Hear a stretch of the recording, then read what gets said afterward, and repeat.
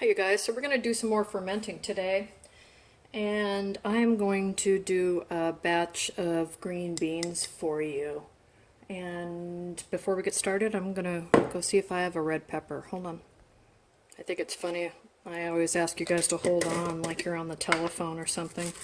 So I dried these peppers last year and the year before, and I'm looking for a cayenne pepper. This cayenne pepper is in honor of Anthony from Palmetto Prepared, because he just did a cayenne powder video, how to make your own, grow it and harvest it and make it into your own chili powder. So watch that video. So inside of here goes a hot pepper. I've just got some long Kentucky Wonder beans, I think is what they're called. And I've got them in a quart jar. I have about, it's going to be a 2% brine, which is what's recommended for this size jar. So I've got the beans in here, I've got the cayenne pepper, and I have one oak leaf, and I'm going to put another one in. Additionally, what I have are some homemade pickling spice mix. I just use black pepper, mustard, and coriander, and a couple garlic cloves. So let's go ahead and get that so you can see it, and put that all in here. And I have some homegrown dill. You guys saw that in the last video. And I've already pre-measured my water, so I know actually this is going to take 2 1/4 cups. 2 cups would come right up to right about there, but we're having to go all the way up here because of the pokiness here. I could have cut them down, but I want to get as much in there as possible. So I've got my salt in here, which is 12 grams of salt, and I pre-measured the water. So we're going to put this in here just so we can give it a shake and mix it up. Gotta get a lid to do a shake, right? Remember, with fermentation, we don't use vinegar. We just use a salt brine. So now I'm going to top off this jar with salted water all the way up, all the way, all the way, all the way, all the way, above the veg and spices and stuff I have in here. Now, last time you saw me do cucumbers, I actually was able to fit this container inside the jar because the cucumber is pressed down in it, but you can see if I put it in a jar how far down this has to go. That's not going to work for this, so I found another small container. This is going to work beautifully, so I'm going to invert it and just put it in there upside down, and then I'm going to put a lid on it this time. I'm not going to use my fancy silicone fermenting valve. And the reason why is that I was watching a video by Brad somebody or other at Bon Appetit magazine, and he said that these are great, but if you like your fermented foods more effervescent, you know, bubbly, that you really need to use the lid and burp it. More work, but more reward, more return. So that's what we're going to do with this, and we'll check this in a little while. So now I want to talk to you about my cucumbers. I have a load of cucumbers. You know, you always think you're on top of it until you go out into the garden, and then you see, I mean, this is ridiculously big, but we're gonna try to ferment it. So I have a 3-gallon European Style Crock. Pretty cool, isn't it? It's got a lid. I've just washed. Goes on, and this little valley you fill with water, so once this thing is full of brine and vegetable, no air will get in through the water seal. And then, since I don't have a tiny little container to put on top of it, you know, that's obviously not going to work. They so kindly sent us 2 of these, so they go into the crock. It kind of takes some work, and then on top of the vegetables.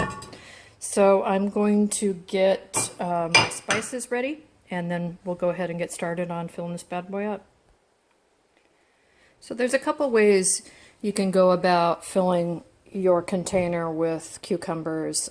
I'm just doing a dry run here, and I see I only have about 1.5 gallons full of cukes in here.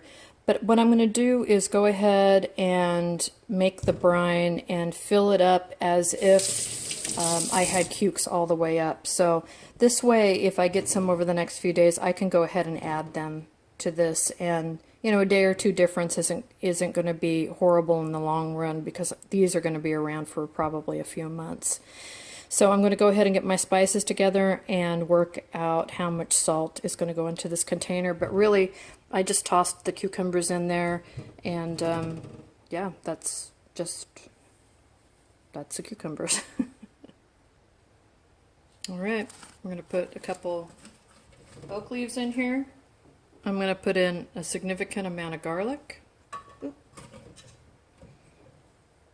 my pickling spice, a ton of it. Same spice mix as before. And now I'm going to put in my beautiful homegrown dill. And I'm going to use the whole stem in this one, because I really want some of that flavor infused in here. And as a matter of fact, on the green beans, I pulled the stems off and I saved them, so in they go.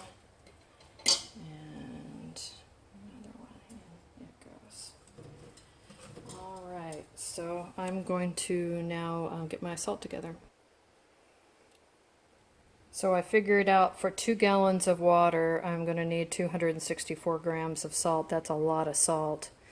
So I'm going to use my homemade graduated large measuring device, aka a pitcher, and fill this up with water, add the salt, and mix it up. While I was pouring the water, I realized that this whole pitcher is only 1.5 gallons, and because it's 1.5 gallons, when I filled it up, and I'm still a little shy of that, I realized that I think this is going to be enough water. So I changed my measurement on my salt. I pulled out about 70 grams. I'm down to 198, so whatever that is, 60 something grams. So I'm going to stir in the salt here, and if I need more water, I'll just add in another gallon and a scoosh, and then the rest of that salt. But I think this might be okay. So this is a 3.5% brine, which is what's called for cucumbers. It's worked really well for me in the past. The green beans are 2%, so different veggies have different salt percentages, and I've got a link to a calculator below to help you out. Alright, here we go.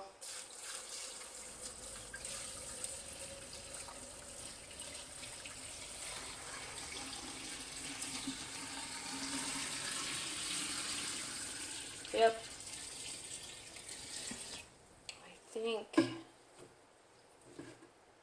I think I'm going to need more. I'll tell you why, because I'm right at the level in here. I'm pushing down right now, and it's just, well, you know what? I could always add that tomorrow. I could always top this up tomorrow, so I'm going to go ahead and roll with this. You see everything we got in there. Everything looks great. I'm going to top it with another oak leaf. And now we're going to try to get those little weights in there, which tends to be a biatch. So sideways in and down a little bit. Plunk. Push it way back. The herbs are floating a little bit, and as the spices are too. This is the hard one, getting the second one in. Hey, what do you know? You guys are good luck. Alright, but once these spices get full of water, or brine, they'll sink. So what do you think? Got that in there. This is underneath the plates, and like I said, we got these, but they should sink. So pretty good. Alright, so I'm going to put the lid on here. First, I'm going to take some of that brine out, some of that extra brine. My hands are clean, you guys know. super clean. Gotta have clean hands, otherwise this whole thing's gonna go wrong. So I'm going to just seal this with some of the brine, just in case you pull the lid up, you know, and some drips in. And I still have plenty of brine in there. And then I've got my just washed clean top, and I'm going to go ahead, put that on there, and now we've got a water seal. So I'm going to take this and put it down over by my Hoosier and keep an eye on it for a few days. Okay, we've got it over there, and it's in a place where I'll see it. So we'll go ahead and start tasting pickles or cucumbers in about 4 or 5 days, and then the green beans around the same time. So I'll go ahead and just put these beans over by the crock. However, I do need to put them into some kind of container because when they start burping, they're going to start overflowing a little bit. So anyway, I'll keep you guys updated, and that's how you do green beans, and that's how you do a crock. Thanks for watching.